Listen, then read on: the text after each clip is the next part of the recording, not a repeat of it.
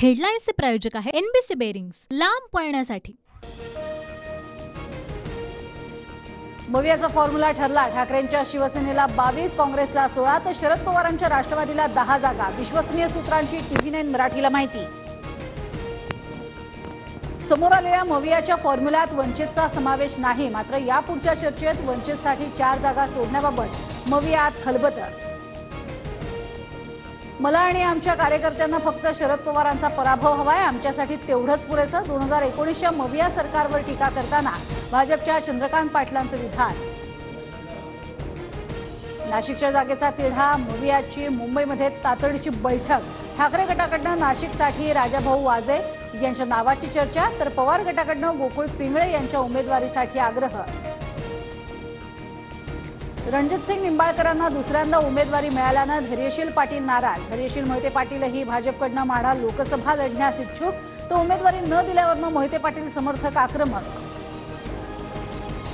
मंत्री गिरीश महाजनांकडनं धैर्यशील पाटलांची समजूत काढण्याचा प्रयत्न। महाजन मोहिते पाटलांच्या शिवरत्न निवासस्थानी दाखल। मोहिते पाटील समर्थकांची महाजनांसमोर घोषणाबाजी।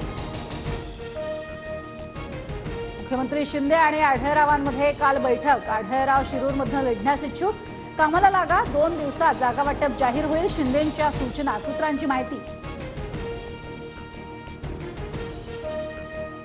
मला पुन्हा यायला 2.5 वर्ष लागली, मात्र 2.5 वर्षानंतर मी 2 पक्षांना फोडून पुन्हा आलो। देवेंद्र फडणवीसांचं विरोधकांच्या टीकेला उत्तर।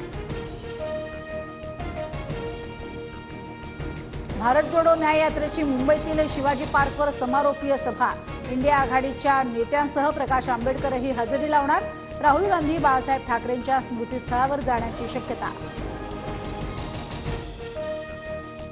चंद्रकांत पाटलांनंतर आता अजित पवारही महायुतीची समन्वय बैठक घेणार। 20 मार्चला अजित पवारांची शिरूर मतदारसंघाबाबत महायुतीची।